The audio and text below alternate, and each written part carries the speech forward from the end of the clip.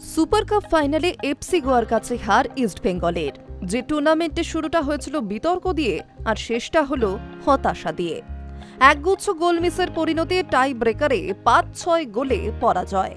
সমাপতন হলেও IFA শিল্ডেও try ব্রেকারে হেরেছিল Oscar ব্রুজোর দল।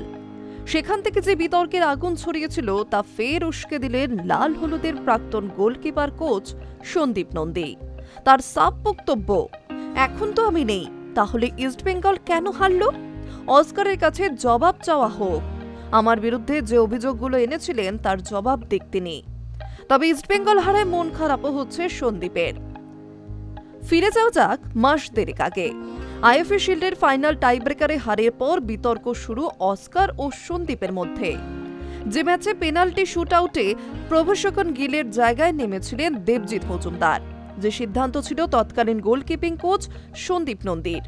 পরে ভারতের জাতীয় দলের গোলকিপার অভিযোগ করেন এই সিদ্ধান্তের জেরে তাকে অপমান করেছিলেন অস্কার। ইস্টবেঙ্গলের দায়িত্বও ছাড়েন সন্দীপ। পাশাপাশি অভিযোগ উঠেছিল সন্দীপ নাকি ক্লাব কর্তাদের অঙ্গুলি হেলনে চলেন এবং ঘরের কথা ফাঁস করেন। এবার সন্দীপের পাল্টা অভিযোগ, এখন তো তিনি নেই, তাও কেন ইস্টবেঙ্গলের হার? ম্যাচের পর এক রাশ ক্ষোভ উগরে দিলেন সন্দীপ।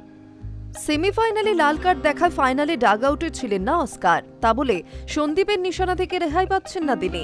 তবে মন খারাপও হচ্ছে সন্দীপের।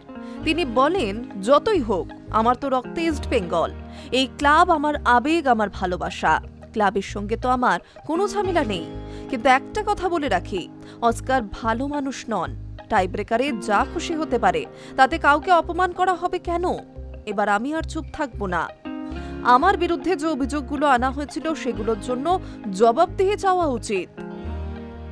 High news network.